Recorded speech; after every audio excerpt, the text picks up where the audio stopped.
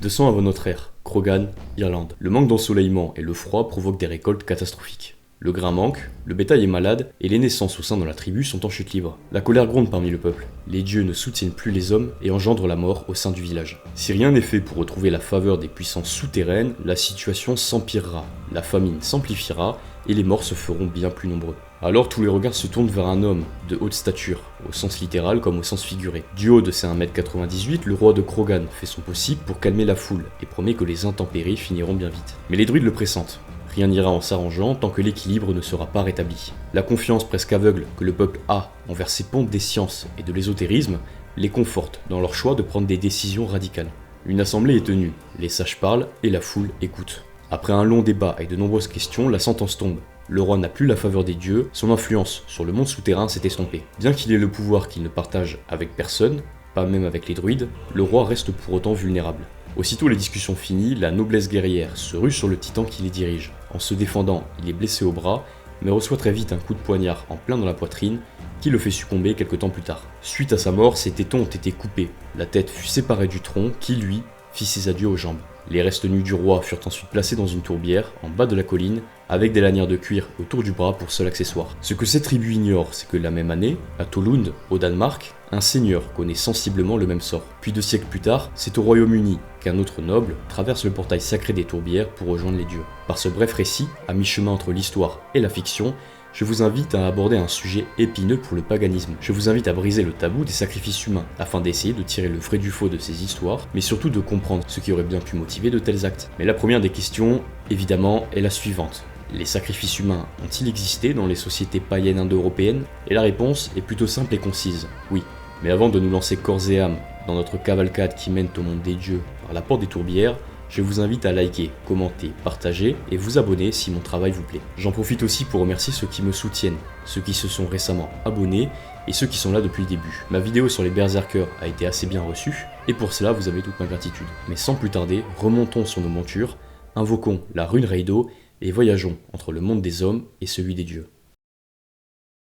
Afin que l'on sache exactement de quoi on parle ici, je souhaite vous dire ce que j'entends par sacrifice humain. Je vous propose donc la définition suivante. Un sacrifice humain est une mise à mort ritualisée, plus ou moins fréquente selon l'époque et le lieu, dont le but est d'honorer des divinités ou une en particulier. Le sacrifice peut alors être consenti ou non, toucher toute classe sociale et peut découler de la volonté de la victime. Pour vous donner quelques exemples, l'homme de Krogan retrouvé dans une tourbière d'Irlande représente bien un sacrifice humain. Il a été mis à mort, mutilé et même démembré, puis a été placé dans une tourbière sans vêtements. La piste de la sanction purement juridique était alors écartée par les sévices que présente le corps. Les tétons chez les Celtes représentent le pouvoir d'un roi, et lorsqu'un dirigeant voulait symboliquement soumettre un homme, il pouvait lui demander de lui sucer les mamelons. Les coupés montreraient donc que le noble perd son pouvoir et son rang. Or, le roi est intimement lié aux dieux, puisqu'il doit chercher à s'attirer leur faveur pour faire prospérer sa tribu. Ainsi, cette mutilation symbolique peut constituer une preuve de l'aspect religieux de cette exécution. Enfin, le lieu choisi n'est pas anodin non plus. La tourbière, pour les Celtes, représente la porte entre le monde des dieux et le monde des hommes. Précipiter le corps d'une victime dans une tourbière revient à précipiter son âme dans le monde souterrain des divinités celtes. Un autre exemple de sacrifice se trouve dans les funérailles des rois scandinaves. C'est en 922 que Ibn Fadlan, diplomate arabe, rend visite aux Russes, à savoir les peuples suédois habitant l'actuelle Ukraine. Il écrivit alors un carnet relatant les expériences qu'il vécut auprès de ce peuple qu'il trouvait énigmatique et intriguant. Il aurait été témoin de funérailles d'un homme très riche et très puissant, un roi. Selon lui, la coutume, lorsqu'un tel personnage meurt, veut que l'on divise ses richesses en 3. Une partie pour la famille, une partie pour préparer de somptueux vêtements pour le défunt, et une autre partie pour préparer la bière, laquelle servira aux hommes et aux femmes à s'enivrer toute la nuit. Mais il ne s'arrête pas là. Une question est posée à l'ensemble des esclaves appartenant jadis aux morts, garçons comme filles. Qui le rejoindra? Une voix s'élève alors au sein du groupe. Moi, déclare avec confiance l'un d'eux. Alors l'esclave rejoint le bateau funéraire du roi, s'allonge à ses côtés et laisse des hommes l'étrangler jusqu'à sa mort. Il ou elle sera alors dévoré par les flammes et servira son maître dans l'éternité. Ces récits peuvent sembler étranges et même effrayants à première vue, mais les anciennes sociétés païennes étaient emplies de mystique, de superstitions et de croyances. La tradition pour ces hommes et ces femmes n'était pas simplement une chose curieuse à laquelle on croyait par coutume. Les dieux n'étaient ni abstraits ni des allégories, ils étaient là, présents, à la fois au plus proche de l'homme, dans une partie de son être, mais également si loin, dans leur propre monde, inatteignable pour le commun des mortels. Les dieux étaient une réalité qu'on ne contestait pas, non par dogme, mais par expérience. C'est dans cet univers magique que l'éthique indo-européenne de la vie, si particulière à notre peuple et ambivalente, se développa. Puisque l'homme est l'acteur de son destin, comme le comédien joue la pièce, mais que ce destin est régi par les mêmes lois surnaturelles que celui des dieux, le polythéiste blanc reconnut dans la vie son aspect dérisoire et sacré. Puisqu'il est impossible de déjouer son destin, étant donné que nul n'échappe d'une nuit à la sentence des Nornes, mais que cette voie représente le lien entre le divin et tout ce qui existe, mourir constitue la transition entre l'état sacré terrestre de l'incarnation et la poursuite de la quête de l'âme dans une autre réalité. Ajoutez à cela la croyance en la réincarnation et vous obtenez toutes les raisons pour être indifférent vis-à-vis de la mort, comme elle l'est vis-à-vis du mourant. La vie constitue alors une énergie, plutôt un potentiel d'énergie qui nous est donné d'exploiter. Répandre le sang, c'est répandre la vitalité, offrir ce qu'il y a de plus précieux pour la chair, la sève de l'homme. Face à l'inégalité évidente qui se trouve devant l'humanité, tous les sacrifices ne possédaient pas la même valeur. Un esclave ne valait pas un guerrier, qui lui-même ne valait pas un roi. Ainsi, en fonction de l'objectif recherché, la victime peut varier considérablement, en passant de l'homme ou la femme non libre qui rejoint son maître dans un autre monde, au seigneur défaillant, qui ne représentait plus un bon souverain aux yeux des dieux. Ces rituels pouvaient posséder bien des buts différents. Si dans certains cas la vie d'un homme était offerte aux dieux pour un manquement grave commis envers la société ou pour un crime, il s'agissait parfois de deviner le futur. Dans ce cas, les Gaulois eurent coutume, d'après Strabon, de poignarder un homme au niveau des côtes flottantes, puis d'analyser ses convulsions en présence des druides afin de prédire l'avenir. Les Germains, quant à eux, capturaient un guerrier ennemi, le ramenaient chez eux et le laissaient se battre contre un de leurs guerriers. Chacun se battant avec ses armes et sa tenue, la victoire de l'un ou de l'autre était perçue comme un présage de l'avenir. Ce sont les dieux qui décident des guerres, des vainqueurs et des vaincus, de ceux qui vivront et de ceux qui mourront. Ce sont eux qui orchestrent cette symphonie terrible de percussions au rythme des coups d'épée, des charges de cavalerie et des flèches. Leurs dessins sont complexes et échappent bien souvent aux hommes. Encore une fois, le sang serait inexorablement sacré et relié aux dieux. Il semblerait que la mort pouvait servir d'intermédiaire aux dieux pour communiquer avec les hommes et partager un fragment de leur science. J'insiste vraiment là-dessus. Ces peuples ne concevaient pas la mort comme une fatalité, comme la fin de tout, quelque chose d'affreux. Pour eux, ce n'était que la fin d'un cycle, une révolution sacrée, même un retour chez soi, auprès des divinités qui, malgré l'apparence cruelle que les auteurs ont bien pu leur donner, restaient bienveillantes, aimantes, protectrices et justes. La mort n'était pas ce châtiment terrifiant, cette phobie que l'homme moderne conçoit. Le païen savait et sait qu'il s'agit du lot de tout être vivant, et que la façon dont on a vécu et le point d'honneur que nous avons porté à respecter nos valeurs compte bien plus que la date de notre mort. Mais comme dit précédemment, ce sacrifice peut être volontaire et consenti par la victime. D'après certaines sources, il arrivait que des Gaulois rejoignirent leurs parents défunts sur le bûcher afin de les rejoindre là où ils iraient.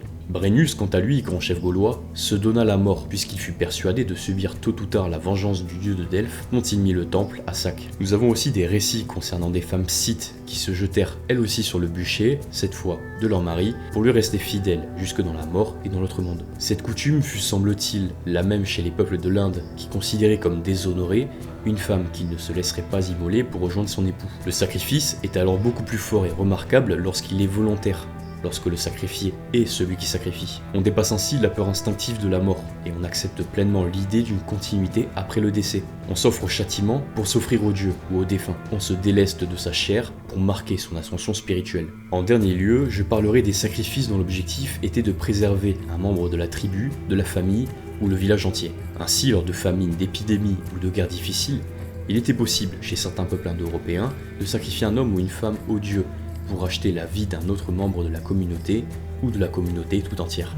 L'équilibre nordique du monde que j'ai abordé dans des vidéos précédentes se retrouve parfaitement ici. Pour sauver un homme, il faut en condamner un autre, car tout se paie. La gratuité n'est qu'une illusion, et même une insulte, puisqu'elle prive le destinataire de répondre au don par un autre don, et ainsi de s'inscrire dans l'harmonie de l'univers.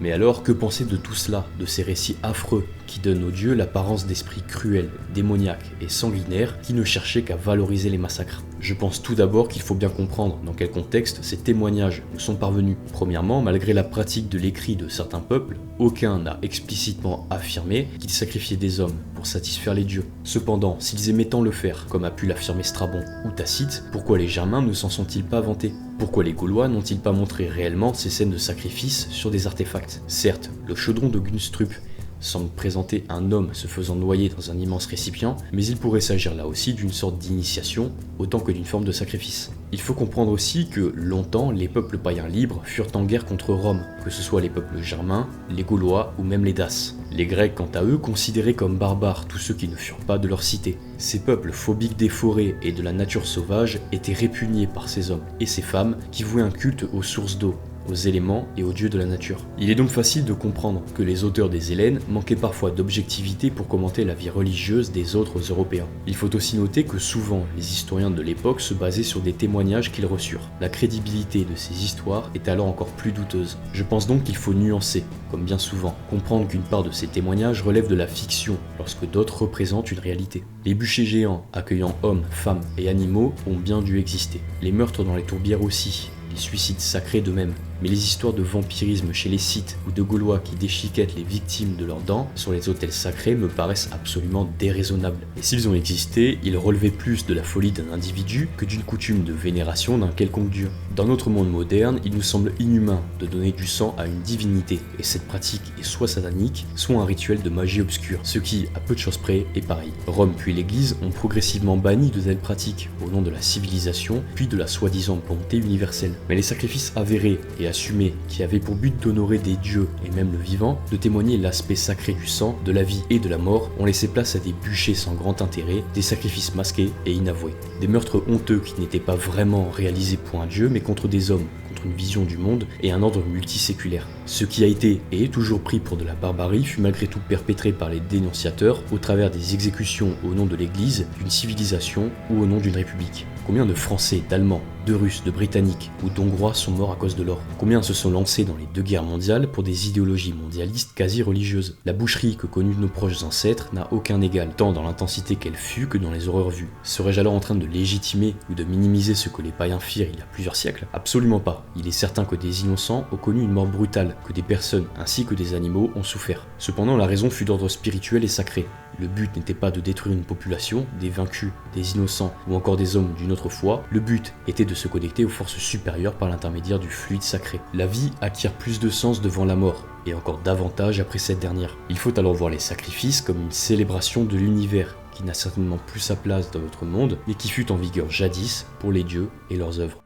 Ainsi, malgré tous ces récits horribles qui nous sont parvenus, il faut discerner le vrai du faux, ce qui est fantaisie et ce qui est réalité. Nos ancêtres étaient violents, leurs coutumes le furent parfois aussi, mais ces actes de mise à mort ritualisés furent minimes et de moins en moins fréquentes à mesure que les temps avançaient. S'il nous est inconcevable aujourd'hui de faire revivre ces vieilles pratiques, et ce, à juste titre, on comprend néanmoins quelle importance il y a à offrir aux dieux. Sacrifier de la bière, du miel, de la nourriture ou des bijoux. Offrez aux dieux pour les remercier de ce qu'ils vous apportent, de ce qu'ils nous apportent. Ce que vous leur donnez humblement et sincèrement a beaucoup plus d'importance qu'on ne pourrait le croire.